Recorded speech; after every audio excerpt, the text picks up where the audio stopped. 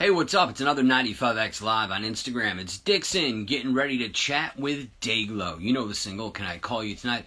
But do you know the new one called Close to Me? Well, you will very soon. We're playing it here on 95X, and the song's really taken off. One of the hottest young artists to break through in 2020 was Dayglow. Got a lot of questions ready to go. If you've got any, feel free to throw them in the comments down below, and we will see if we can get some of those in for you.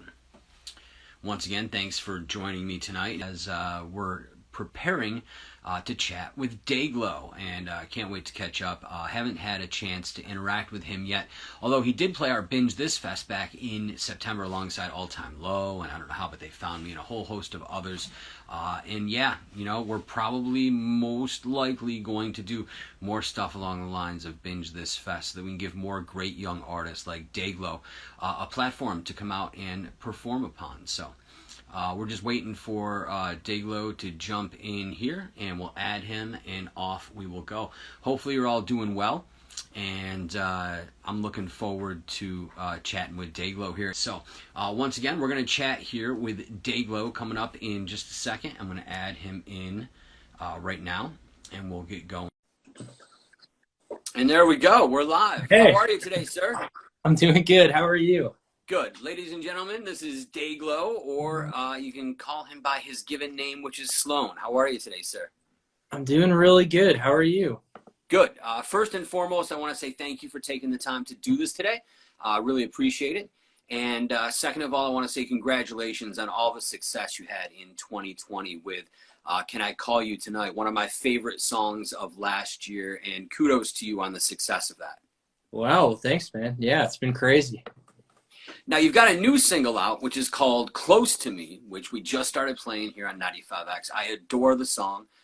The video's out now, and I got a huge kick out of it. It is steeped in the 1980s, and it almost feels like there's a little bit of like a nudge or a nod towards Rick Astley almost.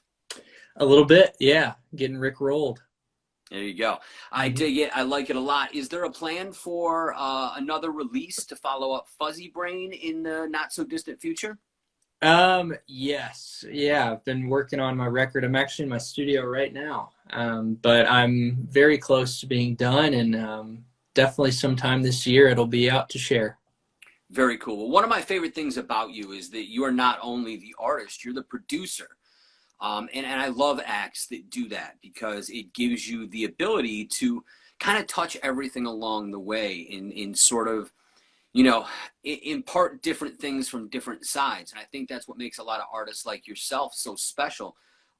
Is there a definitive like split down the middle of your brain that is producer side versus artist side, or are they more of a one point of view that just happens to come out in different ways? Yeah, that's a great question. I'm still kind of figuring that out. I really obsessively in detail, with a very detailed ear, listen to music and experience music. And so I try to not like get too obsessed about, you know, the production side of things and try to just focus on, you know, good music. But in my mind, they really do go hand in hand most times. I would have a hard time writing a song if it weren't, you know, being able to, you know, record it on the go and EQ and, you know, do everything that, you know, goes along with, you know, mixing music. It just always kind of a big blur to me. Absolutely. Now, does the producer side of you ever want to step into the world of producing other artists? And if so, are there any artists in particular that you find yourself gravitating towards as far as wanting to produce? Oh man, that's a great question. Yes, absolutely.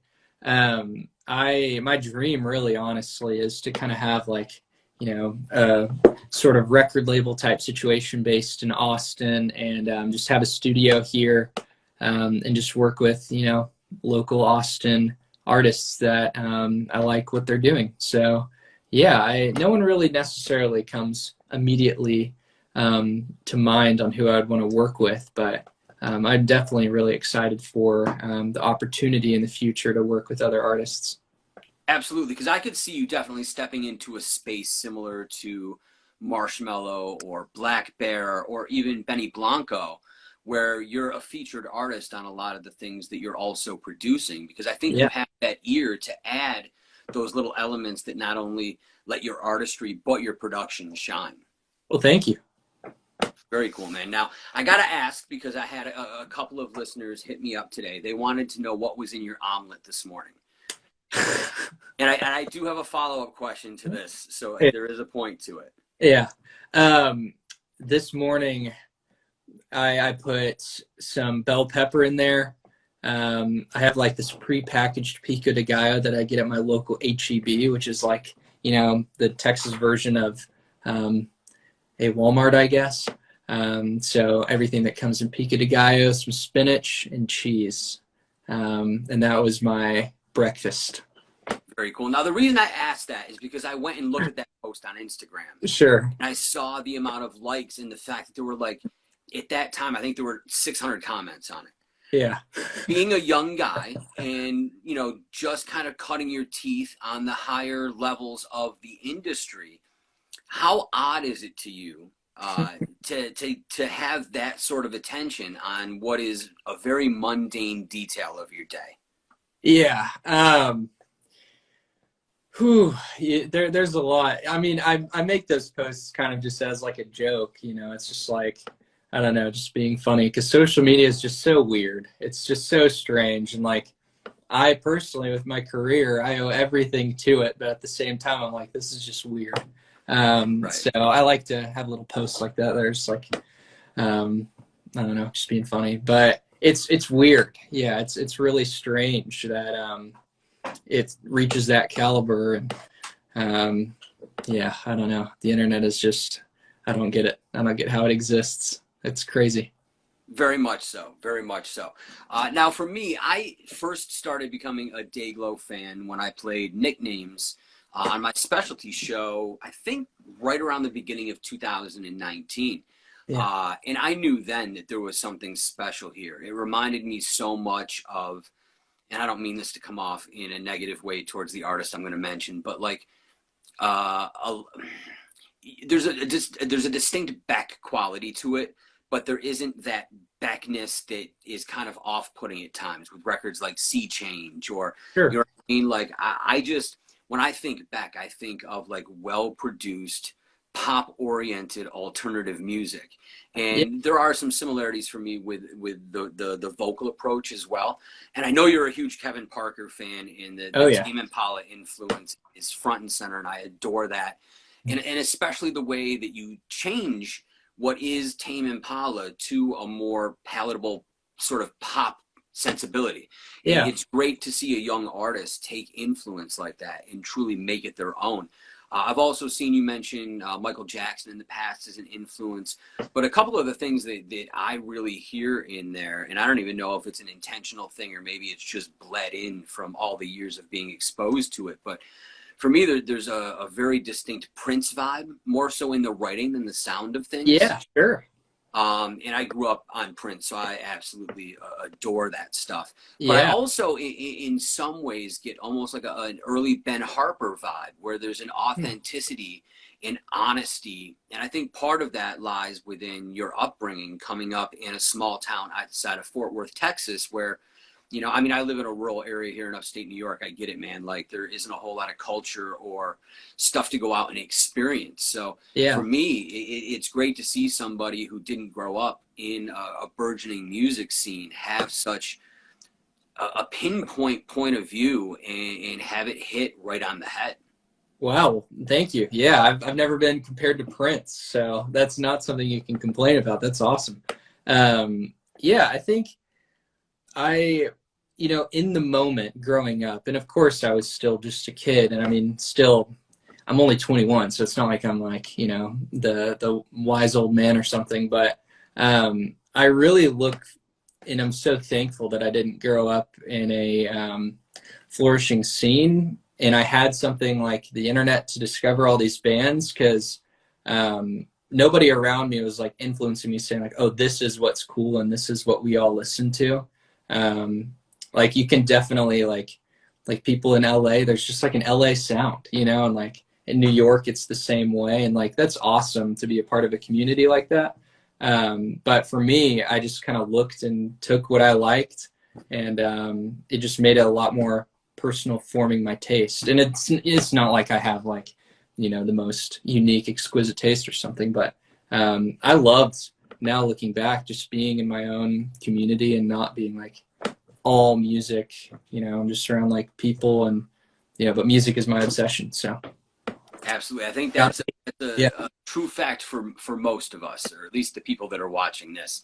Yeah. And I don't want to be a bummer, but I got to ask the question: how frustrating has it been breaking out as an artist and gaining all this attention and having it happen during COVID, where you can't actually get out and tour and shake the hands and do the things? I know it's got to be frustrating. I know you're probably looking forward to being able to do that. I can't imagine being your age and dealing with quarantine, man. How have you been handling all of this? Yeah, I would say on the Dayglow aspect of my life, it is definitely mostly frustrating.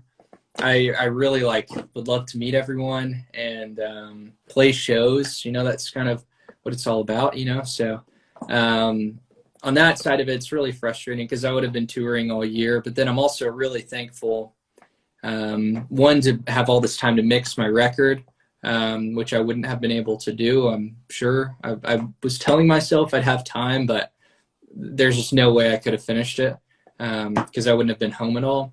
And also just personally, you know, just so much has happened in my life since, you know, I got to lockdown. I just really got to kind of focus on my personal life, which I'm really, really thankful for, you know.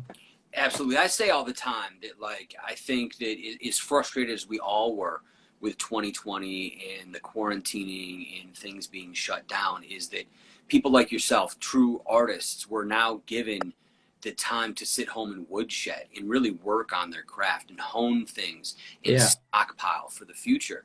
And I'm sure you've probably got 100 stems to songs that'll end up making their way out into the world at some point.